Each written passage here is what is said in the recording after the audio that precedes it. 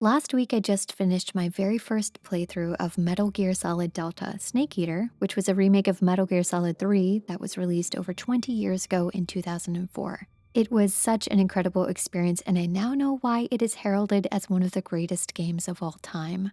There was one scene in particular that moved me in such a way that I haven't quite experienced before, and that is the final battle. Now, if you haven't played the game, I'm going to encourage you to pause the video right here before you continue to watch, because I wouldn't want to rob you of your chance to experience this story for the first time on your own. But if you're a Metal Gear Solid veteran or a more recent fan like I am, then let me bend your ear about one of the most beautiful and heartbreaking scenes I have ever seen in all my years of gaming. So, let's talk about that last fight between Snake and the boss, which is easily one of the most memorable battles I've ever played.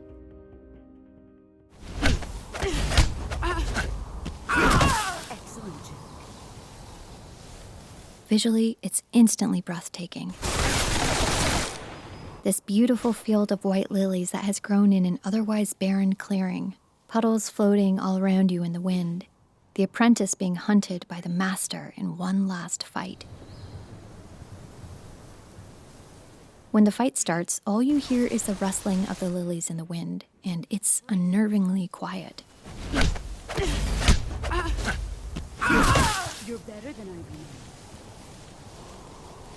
The boss will occasionally call out and taunt you, but other than that, it's just silence.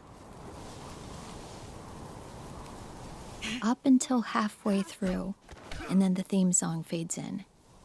5 minutes.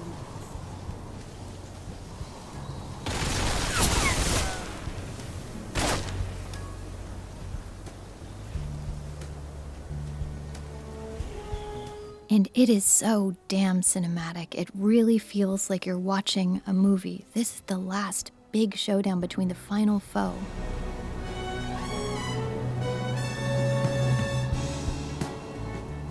It was a very meaningful decision not to front-load this song at the beginning of the fight, and had Hideo Kojima did that, I don't think it would have had the same impact. Because the music fades in halfway through the 10-minute timer before the MiGs show up to bomb the field, and certainly in the 5 minutes of quietness preceding this, it's possible to defeat the boss and never get to hear it.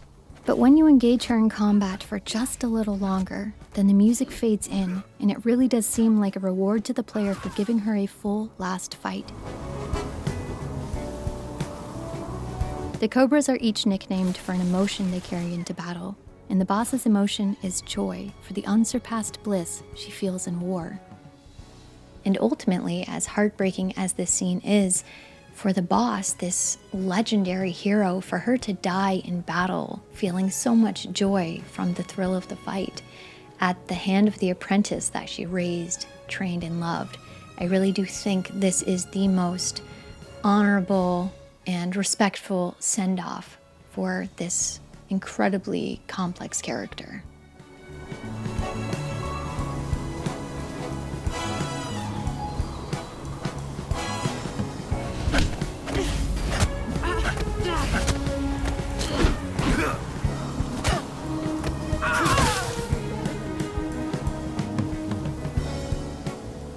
This last fight is her final test to see if Jack is indeed capable of thinking like a soldier.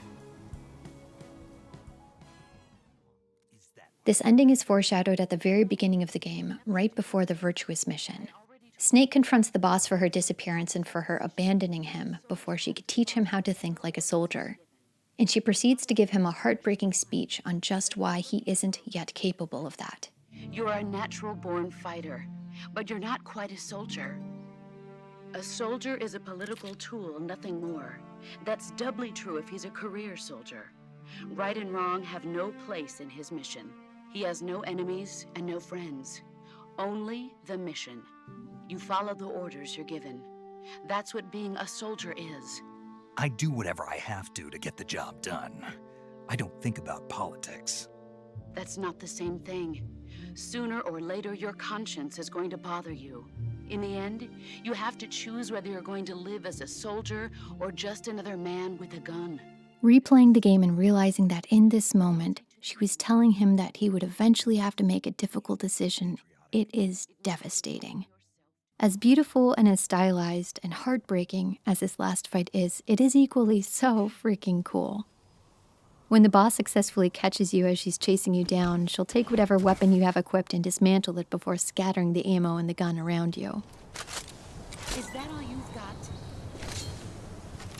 Found you. The grin on her face as she unloads your guns and takes these weapons apart with ease. This is very much a masterful fighter that knows firearms so well that they pose absolutely no threat to her, and she will always take you down when you're carrying them.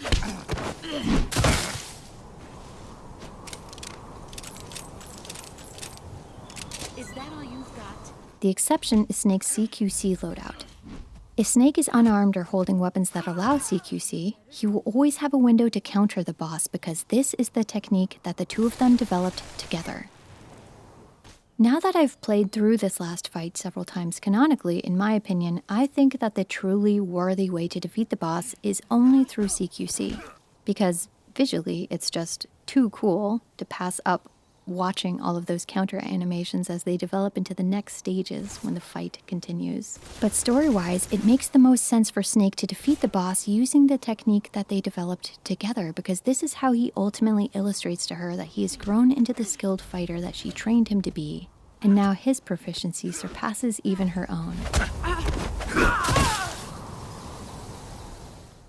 There's one more thing about this fight that makes it unlike any other fight I've played, and it's so subtle that I didn't immediately realize it was missing.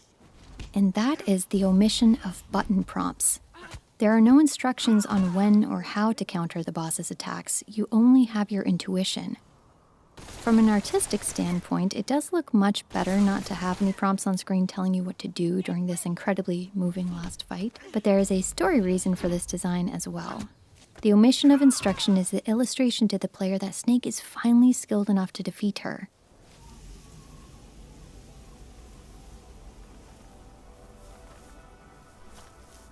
And after her last speech, when the cinematic ends without any indication that it's returned to the gameplay, the final test is to pull the trigger unprompted. There is no third-person overlay or camera angle from Snake's point of view that makes it obvious that we aren't watching a cutscene anymore. When I got to this moment the first time, I didn't even realize that I was being prompted to kill her. I had put my controller down and I was wiping my eyes thinking that this was the final cutscene before I realized that the game was waiting for me to pull the trigger. This transition from the cutscene back to gameplay before you realize the controller is back in your hands adds an organic pause, one that wouldn't have had the same gravity had it just been part of a cutscene. This moment of time between the end of the cutscene and the realization that we're back in control of the game again reflects Snake's own hesitation as he stands above the boss, holding her gun, having just been given the order to kill her. It's not meant to be quick, and it's not supposed to be an immediate reaction. Snake loves this woman in a way that surpasses any other kind of love. This is the woman who raised him and trained him. He's been counting down to the very minute, the days since her disappearance from his life. And even in her last moments, as she orders him to kill her, he still doesn't know why she has done all of this. The game wants me to pull the trigger, is the somber realization that dawns on us as we are watching this scene from afar. And it's such a seemingly small contribution from the player just pressing the trigger button, but forcing us to be the one that ultimately makes that decision conveys so much about this last moment between the boss and Snake. This pause as we are reaching the realization of what we need to do is reflected onto Snake as he arrives at the same conclusion we do. This is the moment that he decides if he's going to be a soldier or just another man with a gun. And he decides to be a soldier.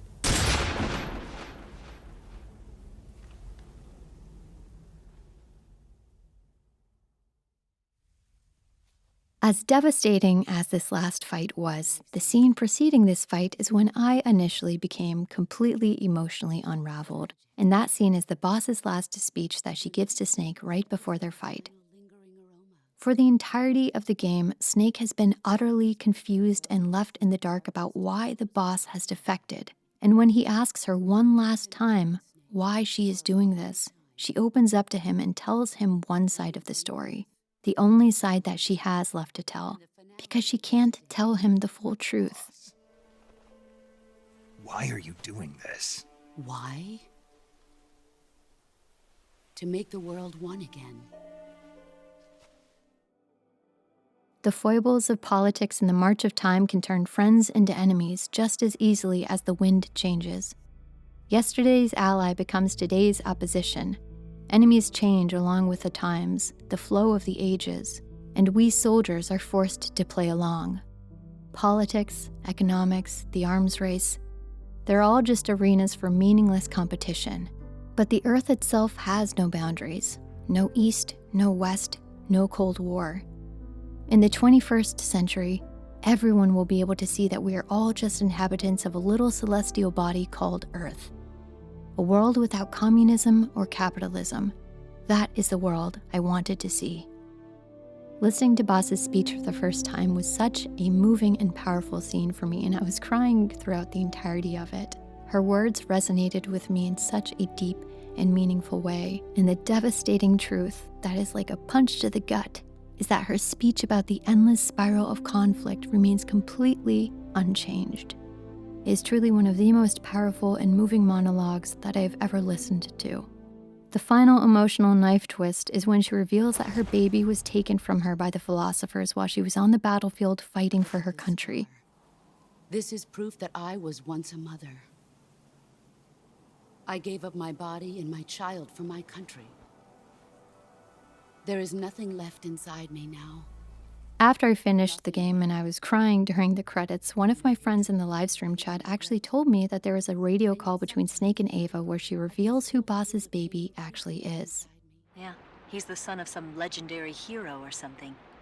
No wonder he seems to have the right stuff. So who is this legendary hero anyway? Beats me. The colonel never told me. All I heard was that his mother was supposedly shot in the gut during battle, and that he was born right there with bullets whizzing past them. A pregnant woman in the middle of a battle? That's what I heard. They say that when they stitched her up, the scar was shaped like a snake. Well, that's battlefield medicine for you. What about his father, this legendary hero? He didn't tell me. I don't think Ocelot's ever met his parents. Are they dead? Maybe, I don't know. There were a lot of MIAs back then, during the last days of the war. Ocelot probably would have ended up the same way. But he was taken in and raised by Gru and Volgin. Because he was special. That's my guess. The fact that Ocelot and the boss were both in on this undercover mission in this close proximity to each other, not knowing the entire time the truth about who the other one was, is Shakespearean levels of tragic.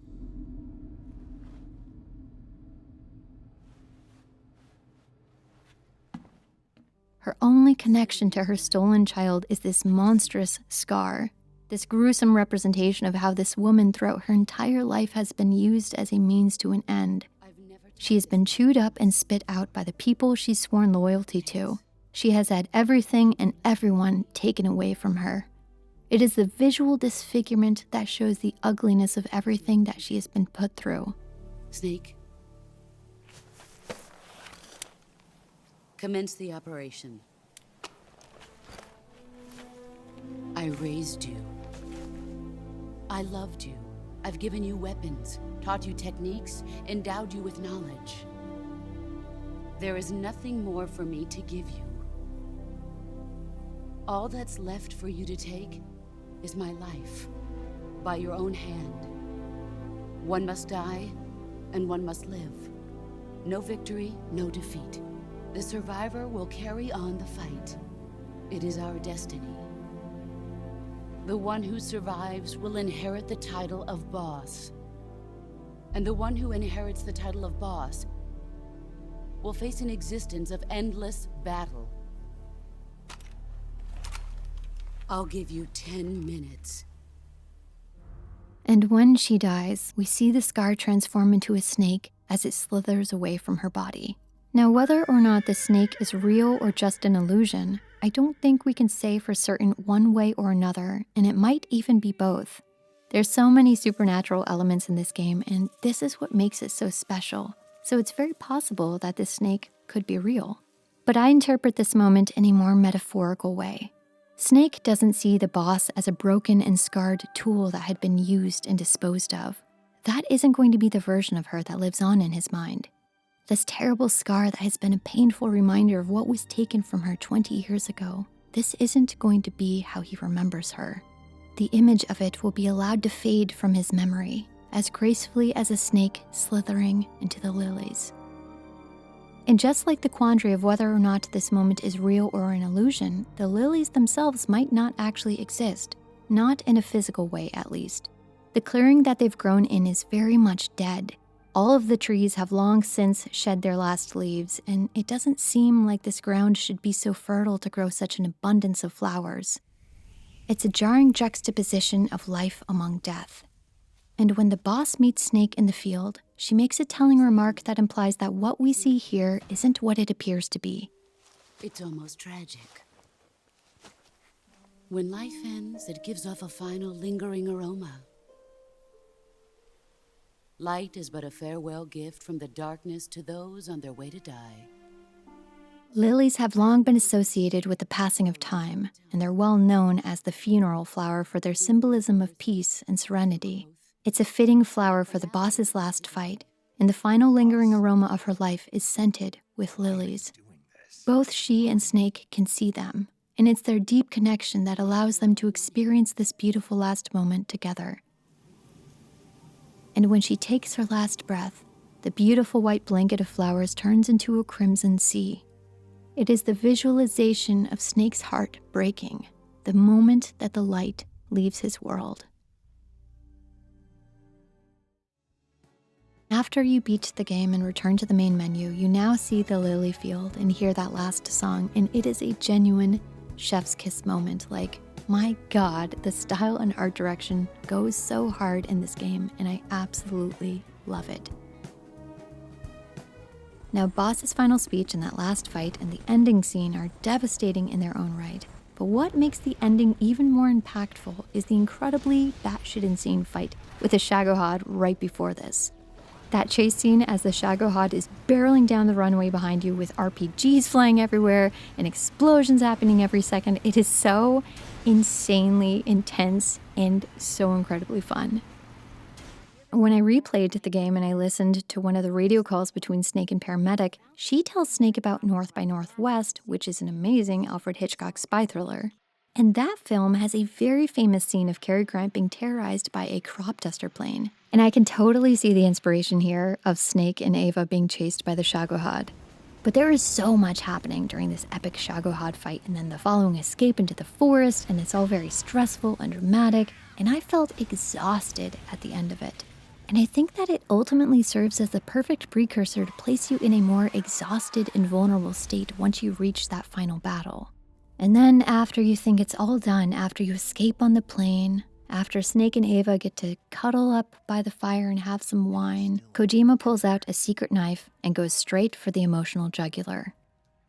During the last cutscene, as we're listening to Ava's retelling of what really happened, we don't get to witness Snake's real-time reaction to the reveal that the boss had been set up by the government in one last assignment to sacrifice her life in order to secure the philosopher's legacy. We listen to this audio recording as it's overlaid with a present-day scene of Snake, now given the title of Big Boss, as he's bestowed honors for being a great hero.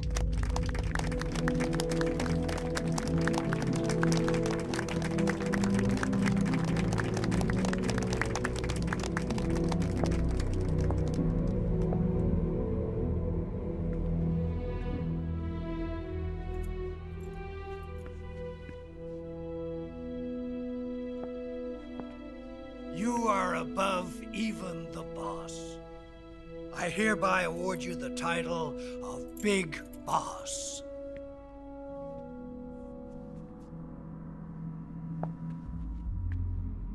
And in this scene, when the president reaches out his hand to congratulate him, Snake refuses to shake it. And it isn't until the president leans in and subtly again demands a handshake for his photo op that he reluctantly relents.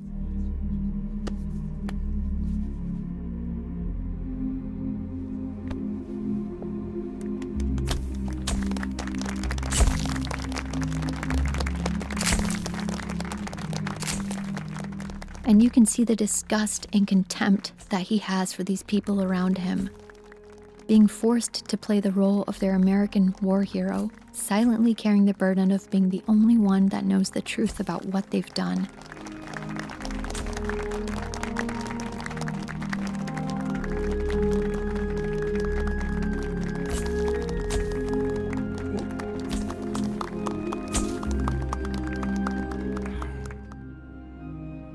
And as he visits her nameless grave to lay lilies down before her, and you see him sobbing, it is just such an incredibly heartbreaking moment.